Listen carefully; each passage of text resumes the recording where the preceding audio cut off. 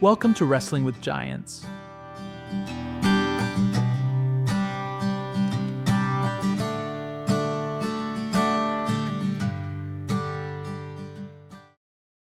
Introduction: the chapter that gives this book its name. Last episode ended with the question left hanging. In the exact moment the cross was happening, what was God doing? Moltmann's answer, we said, is more radical than we expect. God was not simply watching, grieving from a distance. God was inside it. The cross has to be understood as something that happened between the Father and the Son, between God and God. But that claim immediately raises a harder question. If we take between God and God seriously, then everything we have always assumed about the word God has to be asked all over again. Isn't God supposed to be unchanging? Isn't God supposed to be beyond suffering? How can a God like that die on a cross? Over the last 2 episodes, we have followed Jesus on trial, first before God himself, in his historical conflict with the guardians of the law and Roman power, then before the eschatological verdict of the resurrection. Today, the direction changes. We are entering chapter 6, the chapter that gives this book its title, The Crucified God. From here, Moltmann is no longer telling Jesus' story, he is confronting the concept of God itself. Chapter 6 is the only chapter in this entire book that gets 2 full episodes. That alone tells you something about its density and about how much weight it carries for the book as a whole.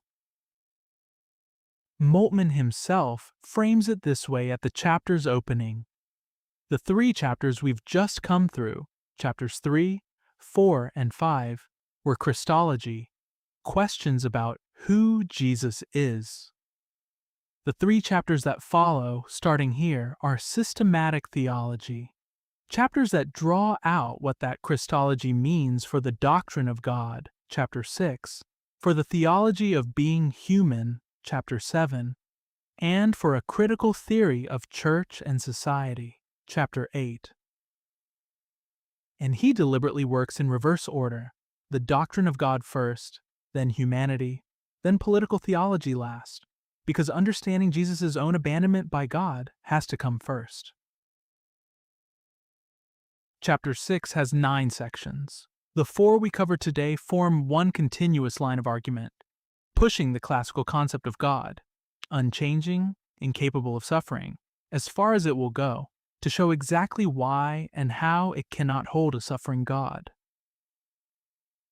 Along the way, Moltmann wrestles with 4 different opponents in turn. 20th-century theologians trying to rehabilitate the phrase, the death of God. Section 1. Luther's theology of the cross colliding with philosophical theism. Section 2. The real challenge atheism poses to theology. Section 3.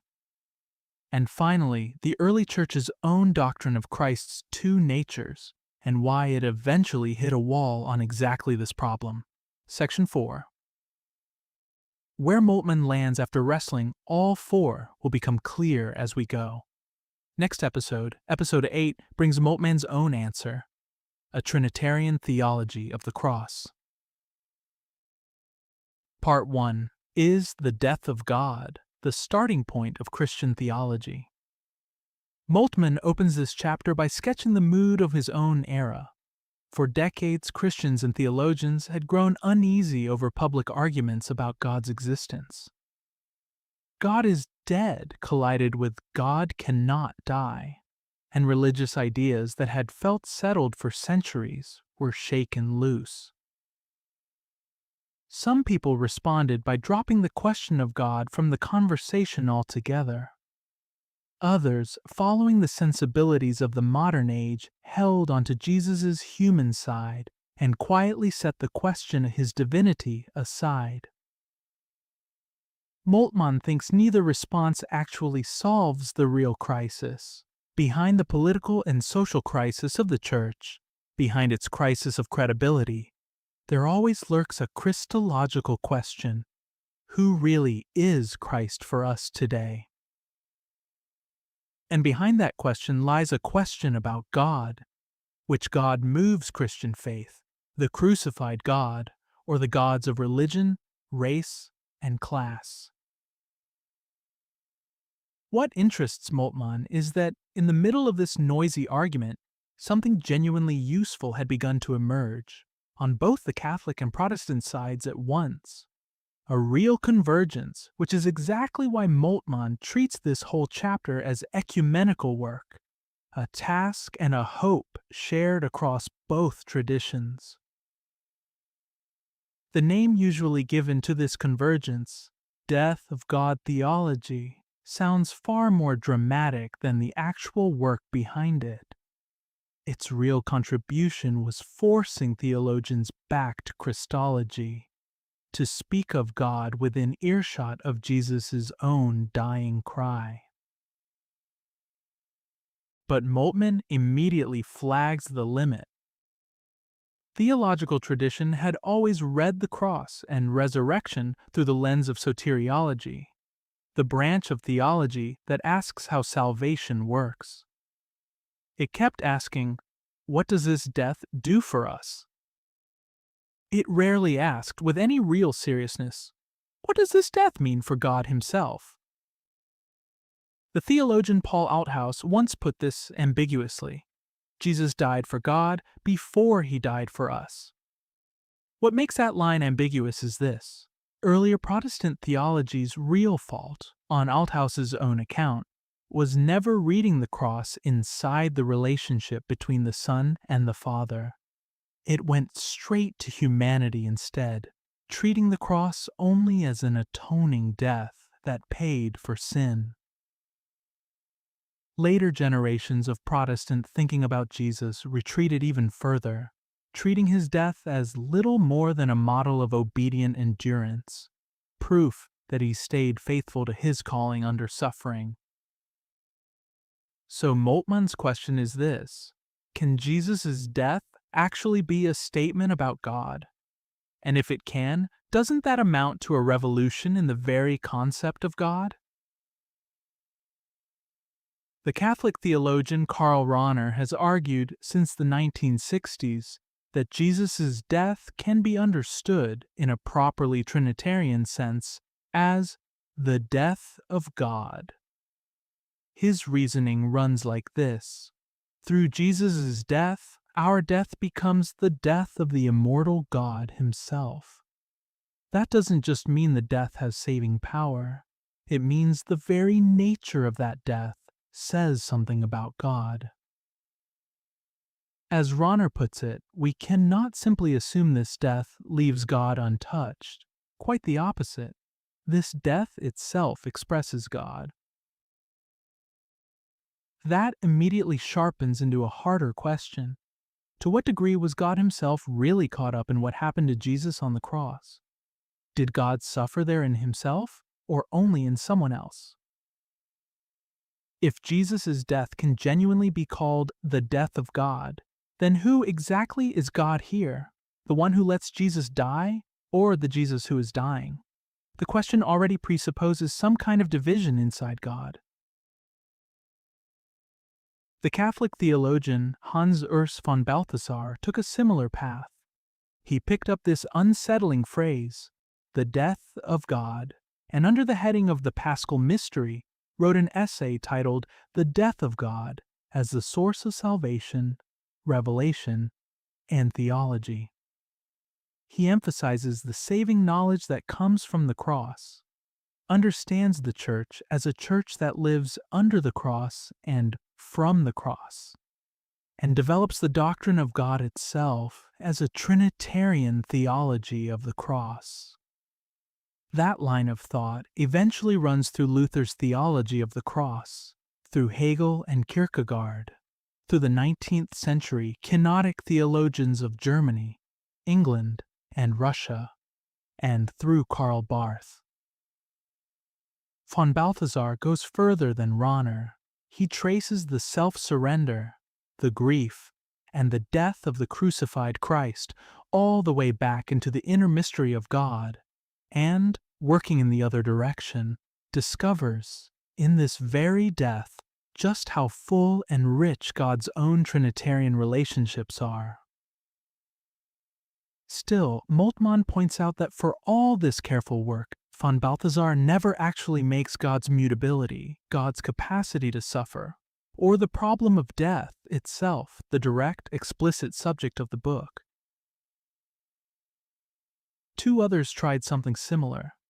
Herbert Mühlen, in a short work on the mutability of God as the horizon for a future Christology, and Hans Küng across several places in his book on Hegel, asking the same questions in different words.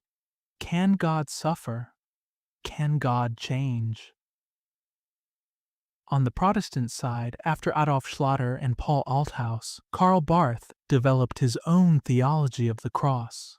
In the sections of his church dogmatics dealing with predestination and reconciliation, Barth writes that the crucified Jesus is the image of the invisible God.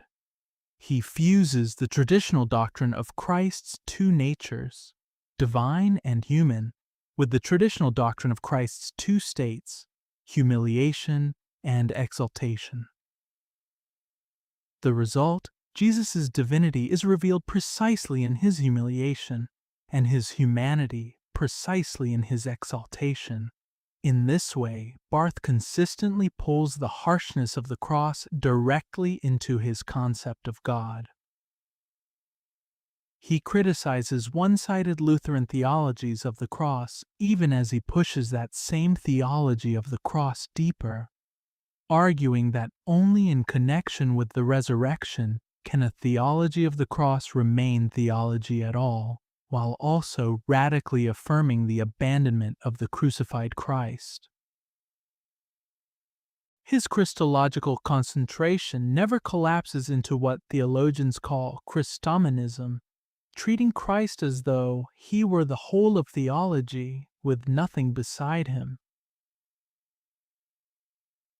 Because Barth thought so consistently in terms of God in Christ, he could think of God's own being historically, could speak in language that comes close to the old Theopaschite formula, God suffered, of God's own suffering and God's own involvement in the Son's cross, and in effect, if not quite in so many words, arrive at the death of God. In God's eternal purpose, Barth writes, it is God himself who is rejected in his Son, for God wills to lose so that humanity may win. Statements like that are genuinely bold. But this is exactly where Moltmann marks Barth's limit. Barth, he argues, is still thinking too theologically, meaning his approach is not yet sufficiently Trinitarian. Barth keeps insisting that God was in Christ, that God himself humbled himself, that God himself was on the cross. But the concept of God he is using here is still a single, undifferentiated concept, not yet broken open along Trinitarian lines. So Barth ends up, like Rahner, needing to split the God who was in Christ into two. The God who proceeds from himself in his own primal decision, and the God who exists prior to that, untouched by contact with evil. Barth spent enormous energy attacking Luther's distinction between the Deus Revelatus, the revealed God, and the Deus Absconditus, the hidden God, and yet he ends up very close to making the same kind of distinction himself. Moltmann offers a way out. If we draw the distinctions along Trinitarian lines instead, the problem dissolves. The Son suffers and dies on the cross. The Father suffers with him, but not in the same way. Once this distinction is in place, the paradox of God being simultaneously dead and not dead on the cross has a genuinely Trinitarian solution. The death of God can work as a broad metaphor, but, examined closely, the phrase on its own cannot bear the full weight of what actually happened. The theologian Eberhard Jungel followed Barth, and, building on death of God theology, developed the core idea of the death of the living God. Hans-Georg Geier followed in turn, taking on both theism and atheism at once. Moltmann thinks his own Trinitarian critique of Barth applies just as much to these two. If we are going to take seriously what Jesus' death means for God himself, we have to step into the internal Trinitarian tensions and relationships of God. We have to speak of the Father, the Son, and the Spirit. And if that is true, it becomes inappropriate to speak simply of God, undifferentiated, in connection with the Christ event. When someone says God was in Christ, are they talking only about the Father, who abandoned and gave up the Son? Or are they also talking about the Son, who was abandoned and forsaken? The more fully we understand the whole event of the cross as an event involving God, the more any simple, undifferentiated concept of God falls apart. Epistemologically, this move is itself Trinitarian in shape. We move from the outer surface of the mystery called God to its Trinitarian interior. This is the revolution in the concept of God that the crucified Christ reveals. So the question becomes, what exactly are we pointing to when we say God? Here, Moltmann pauses to lay down a foundation that everything so far has been resting on without saying so directly. Jesus' death on the cross is the center of all Christian theology. It is not the only theme theology has, but almost everything theology says, and every answer it gives, passes through this one point. Everything Christianity says about God, about creation, about sin and death, is focused on the crucified Christ. Everything it says about history, the church, faith, the future, and hope flows out of the crucified Christ as well. The whole tangled variety of the New Testament converges on this single event, Jesus' crucifixion and resurrection, and flows back out from it again. But Moltmann adds an important qualification here. The phrase cross and resurrection uses the word and only because language has to unfold in time. It does not describe the actual order of what happened, as if these were two facts standing at the same level. They are not. The cross is a historical event that happened to Jesus. The resurrection is an eschatological event, something belonging to God's final future breaking into the present. So the true center is not the cross and the resurrection listed side by side. It is a double formula, the resurrection of the crucified one and the cross of the risen one. The resurrection confirms that his death actually happened for us. The cross reveals and makes that resurrection accessible to everyone who is dying. To make sense of this single event, the Christological tradition has always followed the pattern set by the hymn in Philippians 2. It reads the incarnation of the Son of God as a journey toward humiliation on the cross. The incarnation of the divine Word is only completed on the cross itself. Jesus was born to face his own passion. His mission is only fulfilled once he has been abandoned on the cross. So there is no way to speak of God becoming human without holding this conclusion in view. There is no theology of the incarnation that does not, in the end, become a theology of the cross. To speak of incarnation at all is already to speak of the cross. God did not become human according to our own image of what being human should look like. God became the kind of human being none of us would want to be, an outcast, condemned, crucified. Ipse homo, behold the man, is not a statement confirming our own shared humanity on the logic that like recognizes like. It is a confession of faith, recognizing God's own humanity inside a dehumanized Christ on the cross. And in the same breath, that confession says, Exe Deus, behold God on the cross. So when God's incarnation runs even to death on the cross, this is not in the end an act of hiding God. It is God's total self-humbling, a humbling in which God is completely himself, and at the very same time completely present with the other, the dehumanized human being. When the crucified Jesus is called the image of the invisible God, what that means is, this is God, and God is like this. There is no greater God than the God in this humiliation. There is no more glorious God than the God in this self-surrender. There is no stronger God than the God in this helplessness. There is no more divine God than the God in this humanity. Everything Christian theology says about God has its core, its single point of origin, in this one event. The event of Christ on the cross is itself an event involving God, and in reverse, the event involving God takes place on the cross of the risen Christ. Here, God has not simply acted from outside, from within some unreachable glory and eternity. Here, God has acted in himself and gone on to suffer in himself. Here, God, in the whole of his being, simply is love. This is where Moltmann turns to kenosis, the doctrine of God's own self-emptying. Any new Christology that wants to think through Jesus' death as the death of God has to take up whatever is true in the old kenotic tradition. But it cannot leave divine being and human being untouched, related only through some abstract dialectic. Divine being, in its own way, has to actually encompass human being, and human being has to encompass divine being in return.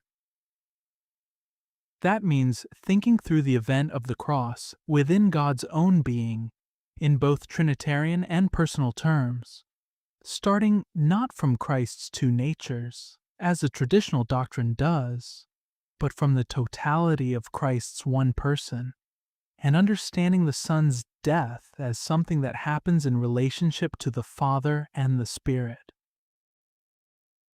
The old kenosis doctrine itself never fully escaped the framework of the two natures, even as it tried to think of God's being as something in process, which is exactly why it attracted so few real followers. The framework it kept preserved kept forcing it into difficult, near impossible statements. And yet Althaus gets something exactly right. Christology has to be done in the light of the cross. The full, undiminished deity of God is there to be found precisely in the crucified Jesus' own complete helplessness, at the point where no divine nature can be seen at all. Faith in Jesus Christ lets us recognize, as a law governing God's own life, the very principle Paul once applied to his own, that strength comes to its full perfection in weakness, 2 Corinthians 12:9. And the old idea of an unchangeable God shatters against that recognition. With this move, Althaus comes very close to a fully personal understanding of Christ's suffering and death, understanding it as the Son's own suffering, held within his relationship to the Father. He puts real pressure on the theory of divine immutability, and on the axiom of divine impassibility, God's supposed incapacity to suffer, that rests on it.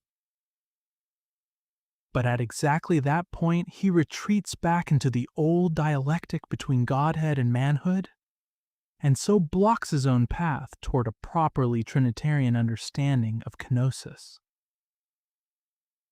Eastern Christian mystical theology, unbound by the doctrine of the two natures, was able to go further here.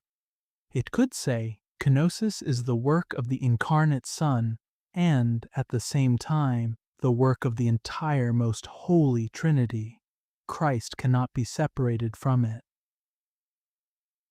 If the Son's kenosis all the way to death on the cross really is the revelation of the whole Trinity, then this event too can only be presented as a divine event in Trinitarian terms. What happens on the cross reveals the relationship between Jesus, the Son, and the Father Father's relationship back to Him.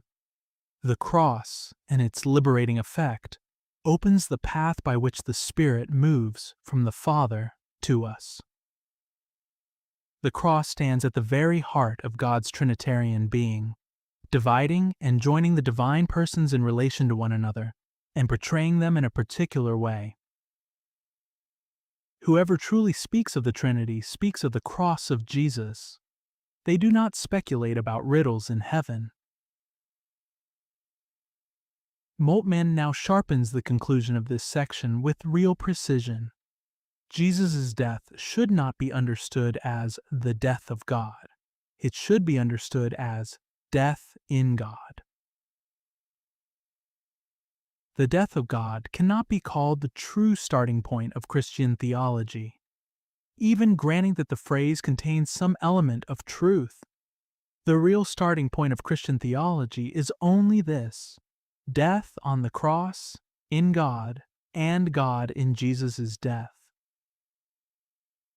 If we still want to use the phrase the death of God at all, it's better to set the concept of God aside at the exact point where we'd expect to use it, and instead speak of the relationships of the Son and the Father and the Spirit.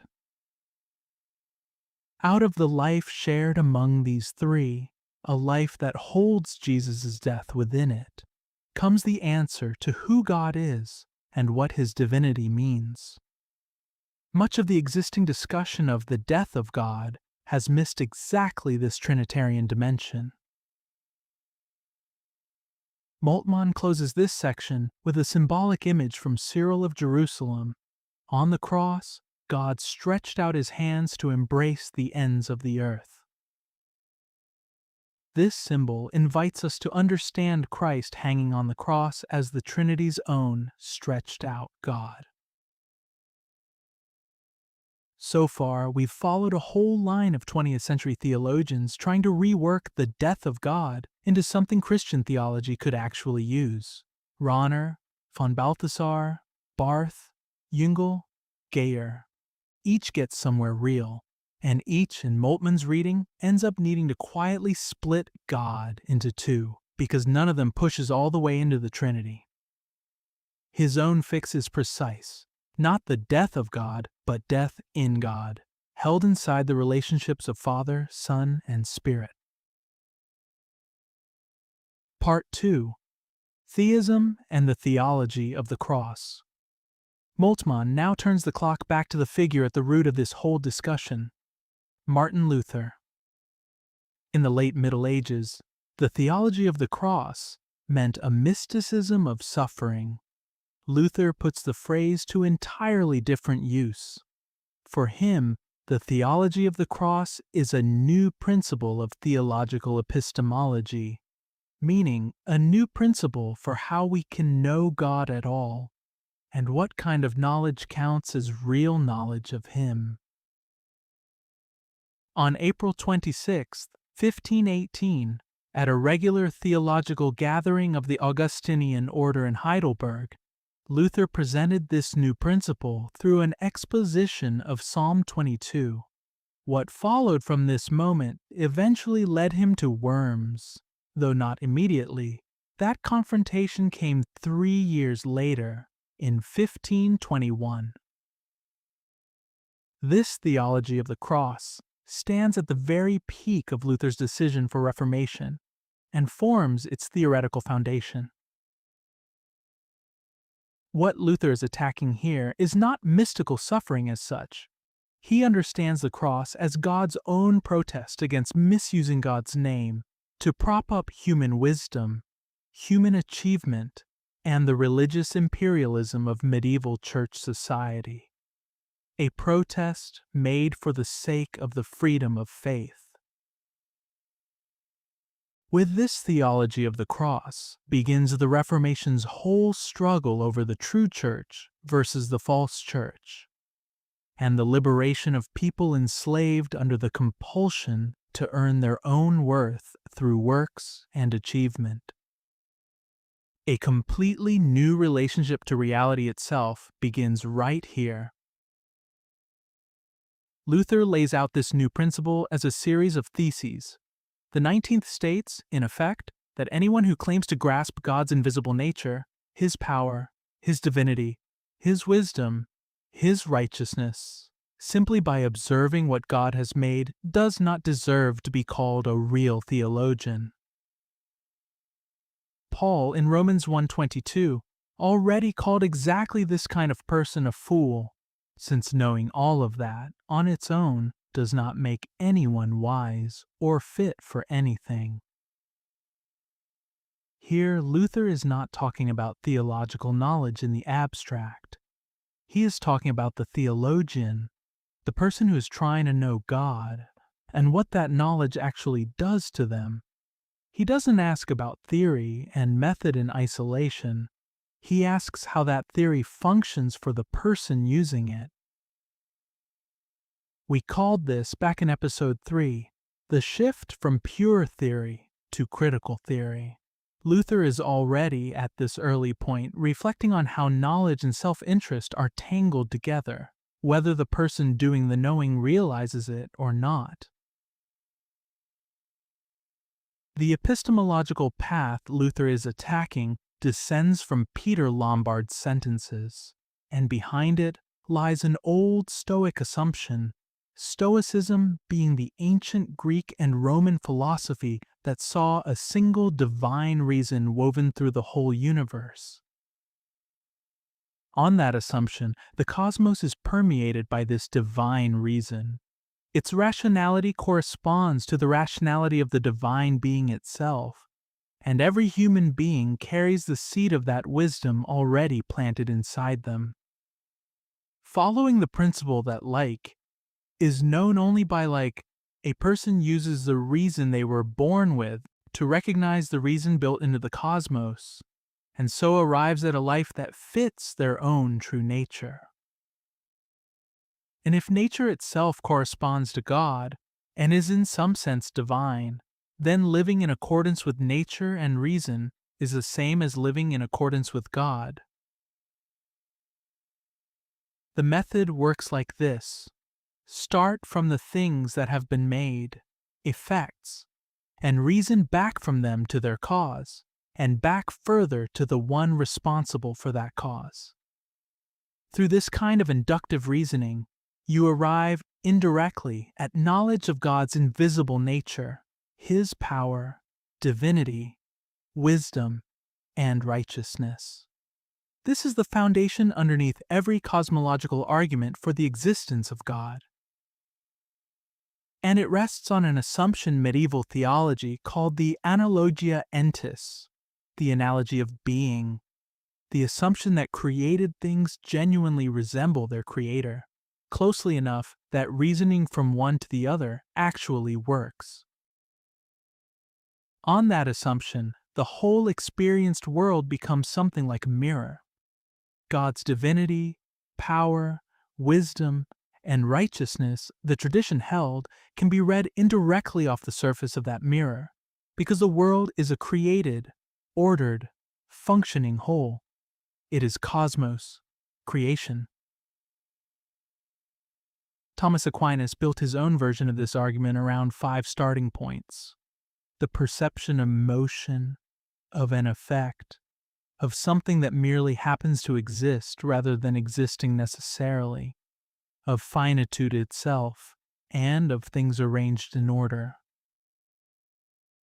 Follow any one of those 5 all the way back, and you arrive at a first cause, an unmoved mover, a being that exists necessarily in itself, a greatest being, and Aquinas concludes simply that this is what everyone understands to be God. But here, Moltmann puts his finger on the real weak point of this whole method. Whatever comes last in this chain of reasoning turns out to be first in the actual order of being. God, in this framework, is not being thought about for God's own sake. God is being thought about for the sake of something else, for the sake of finite existence. The real interest driving this whole line of reasoning is securing God for finite beings within finite existence. Here is one way to picture it. Imagine judging a person purely by their resume, their career, the buildings they put up, the achievements listed under their name, and concluding, this must be an admirable person. You are judging the person by the visible record of what they accomplished. But what Moltmann is really pointing out is this: a method like that was never actually trying to know the person at all. It was trying to use their achievements as a support to lean on. God, in other words, was never really being thought of as God. God was being thought of as a prop for the world. Luther's second path, the theology of the cross, is the exact opposite. His 20th thesis holds that the person who recognizes God's visible nature, the part of God turned toward the world, precisely in suffering and the cross, deserves to be called a theologian. Because people misuse the knowledge they gain from God's works, God chose instead to be known through suffering, rejecting the wisdom that comes from what is visible in favor of the wisdom hidden in what is not.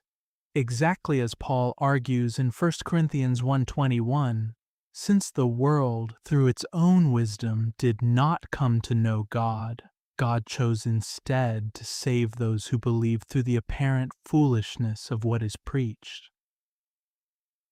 So it is not enough to know God only in His glory and majesty. He must also be known in His lowliness and shame, that is, on the cross. One clarification is worth making here.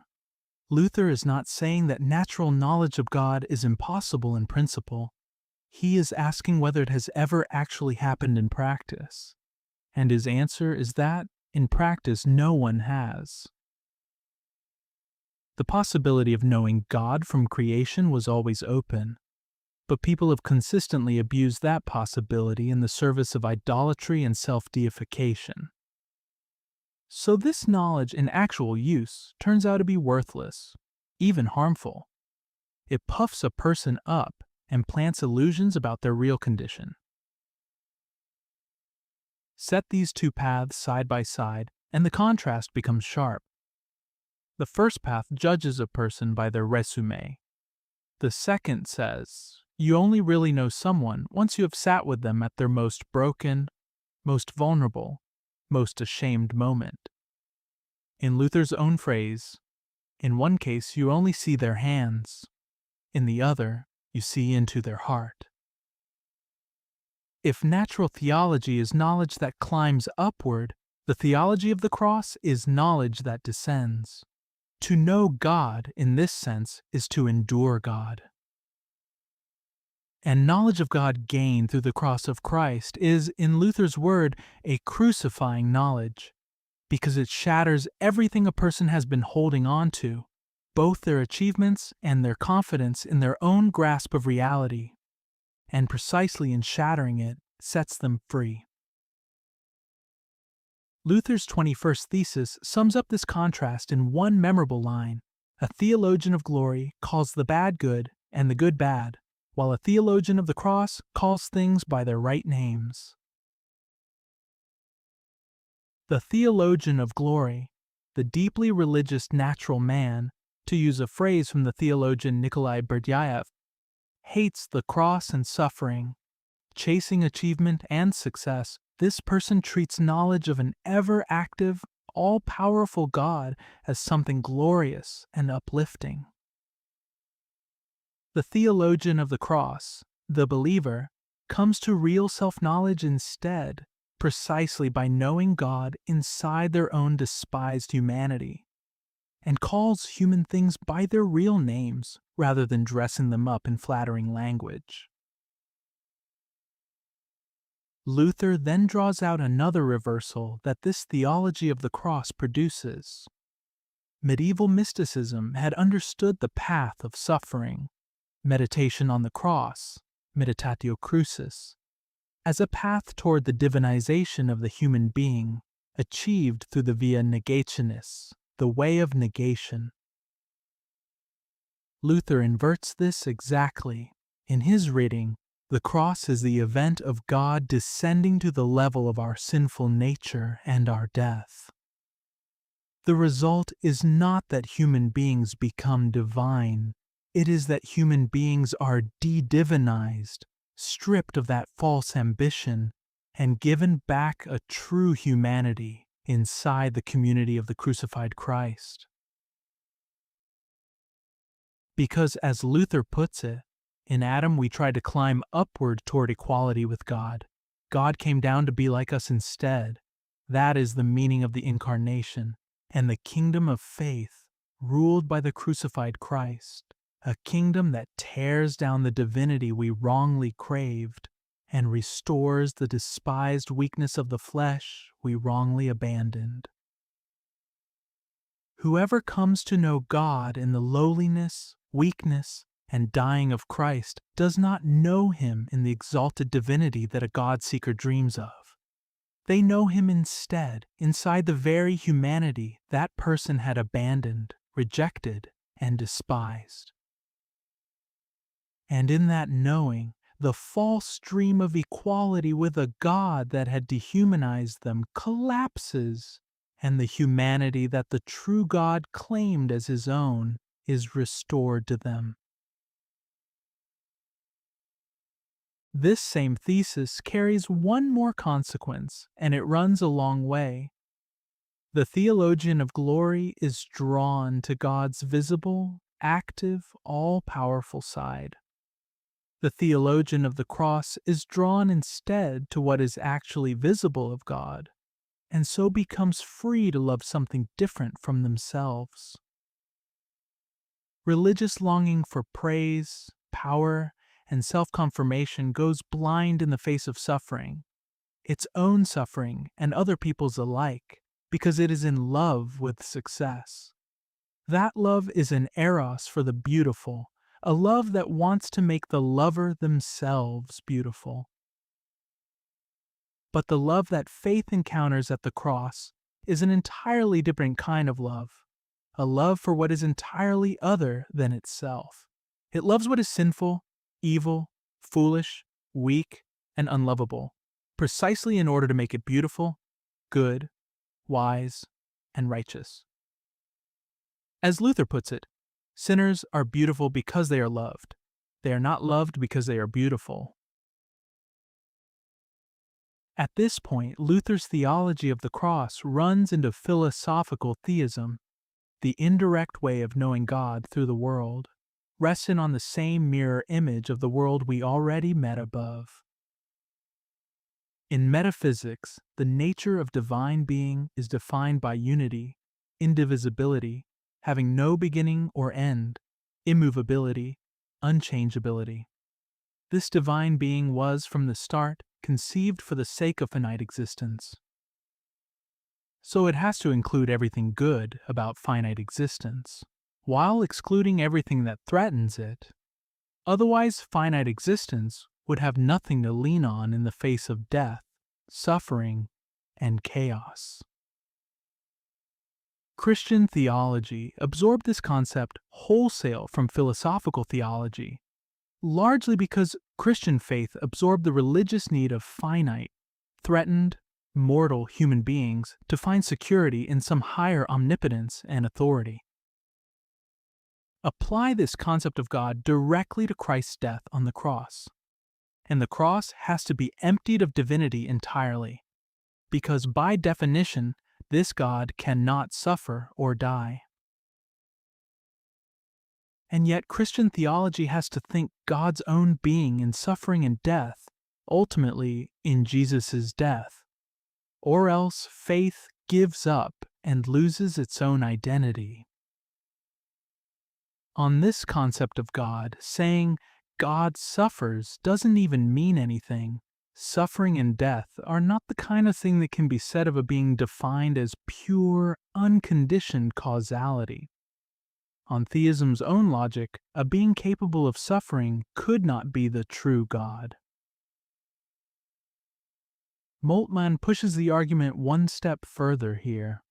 For a long time, theologians have faced Christ's portrait wearing the unmoving, unemotional face of Plato's God, dressed in a few features borrowed from Stoic ethics. Even Friedrich Schleiermacher thought of God this way, as pure causality behind the human feeling of absolute dependence. That meant excluding God as pure activity from any form of suffering, since suffering would turn God into an object being acted upon rather than the one doing the acting. The time has come, Moltmann argues, to finally separate the Father of Jesus Christ from what Pascal called the God of the philosophers and the learned. Theoretically, this move mirrors Christianity's own critical break from the civic religion of the societies it was embedded in. Early church theology went furthest in this direction by developing the doctrine of the Trinity. A doctrine that speaks of God precisely in light of the Incarnation and Jesus' death, and in doing so, breaks the spell of the old philosophical concept of God, while simultaneously tearing down the idols of state political religion. When the doctrine of the Trinity gets quietly set aside today, or reduced to an empty orthodox formula, that is a sign that Christianity is assimilating itself to whatever religion modern society happens to need. With the Christian message of the cross of Christ, something new and strange enters the world of metaphysics. Faith has to understand God's own divinity from the event of the Son's suffering and death. And this forces a fundamental change in the order of being that metaphysical thought assumes, and in the value system built into religious feeling. The Son's suffering has to be thought of as the power of God, the Son's death as one of God's own possibilities. So Christian theology cannot understand Jesus' death by presupposing either a metaphysical or a moral concept of God. Faith has to take the opposite path, understanding God's own divinity from this death as an event. Because of this, Christianity can no longer be described as simply one form of monotheistic faith. Schleiermacher's own phrase, Christian faith is not radical monotheism. As a theology of the cross, Christian theology is a critique of, and a liberation from, philosophical and political monotheism alike. So what does faith in this crucified God actually free us from? Theism's claim that God cannot suffer and cannot die is, at bottom, an attempt to put suffering, dying beings under some kind of protective umbrella. Christian faith says the opposite. God really suffered in Jesus' suffering and really died on Christ's cross, so that we might live and rise again into God's future. In terms of the psychology of religion, Christian faith frees us from the childish habit of projecting human need onto the idea of God. The habit of needing an omnipotent God to compensate for human powerlessness. The political idea of omnipotence that earthly rulers reach for to justify their own rule, and the habit, among the powerless, of compensating for their own powerlessness in dreams. The God of the cross is not, in the words of the French Dominican theologian Jean Cardonel, a great hunter God, not a God who sits on someone's conscience like a fist pressed against the back of their neck. Anyone who understands God that way is misusing God's name and standing far from the cross. But a question remains. Rejecting the theistic concept of God does not make the real problems that concept was trying to answer disappear. Even within Christian faith, the world is still finite, still crumbling, still threatened by chaos. Human beings are still aware of their own finitude in death, and of the absurdity of their own existence. Declaring metaphysics finished, in the sense Nietzsche meant when he proclaimed the end of metaphysics, means nothing if you can't put anything in its place to account for the actual experience of the world and of being human. If theology simply severs itself from philosophy and gives up on interpreting the world at all, it only isolates itself and helps no one. And, seen from another angle, that too is just a theology of glory from below. Moltmann turns here to the attempts of Hans-Georg Geier and Eberhard Jungel. Both try to think of Christ's death as a possibility belonging to God's own being, to understand Christ's death as the death of God. And both end up saying that this makes it possible for a believer to grasp the transformation of their own dying into the freedom to be able to die. Death, having become a phenomenon belonging to God, still waits for the believer as a phenomenon of the world, but now demythologized, reduced to simple dying. Death no longer alienates a person from God. It belongs from the very beginning to Christian existence itself. If the curse of death that once separated humanity from God is abolished in God's own death, then natural death still remains, but an existentialist reading now makes it possible to accept. Moltmann does not think this insight is wrong. The problem is that it stops exactly there. The ability to die peacefully has always been part of the Stoic and Christian art of dying. But the phenomenon that has been described in modern times using the symbol the death of God is not really about individual death at all. It points instead to the darkness of God, in Martin Buber's phrase, to the inescapability of the world's own historical process, and to the absurdity of existence itself. Does the world too need to learn to die peacefully? Or is there a hope for the world that has to be answered on a personal and socio-political level? We need to ask not just what the Christian death of God means for an individual's own ability to die, but what the death of God on Christ's cross means today for what Hegel called the universal death of God, his speculative Good Friday. Christ's death cannot bear fruit only through this existentialist reading, the believer's ability to die at peace. That matters, but the crucified Christ has to be thought of as the origin of creation itself, the place where the eschatology of all being becomes concrete. God in his Son's cross did not only take on death so that a person could be comforted, dying with the certainty that even death cannot separate them from God. More than that, God made the crucified Christ the ground of a new creation, a creation in which death itself is swallowed up in the victory of life, and there is no more mourning or crying or tears. That is exactly why the theology of the cross does not, in the end, leave us stranded inside transitoriness. Like any metaphysics of finite being, it sees all creatures subject to passing away and to nothingness. But unlike that metaphysics, it does not stop there. It sees nothingness itself already undone within the being of God, who, in Jesus' death, revealed himself and took his stand inside that very nothingness. Romans 8 puts it this way: Creation was subjected to nothingness, not by its own will, but by the will of the one who subjected it, in hope.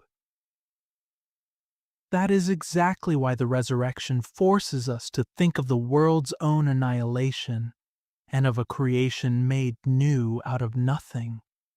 There is no Christian eschatology without the God who creates out of nothing and raises the crucified Christ. Revelation 2 sings of the Lamb's victory, of living streams of water, and of a world where death is no more. 5:12, 7:17, 21:4. Barth once put it this way: to speak of the resurrection of the dead is already to speak of God. Moltmann adds the reverse: whoever speaks of God without hoping for the resurrection of the dead and God's own righteousness fulfilled in a new creation has not, in fact, spoken of God at all. Here Moltmann arrives at his conclusion: the theology of the cross is not the end of metaphysics. Precisely because metaphysical theism no longer applies to it, theology is now free to take metaphysics back up as one of theology's own tasks.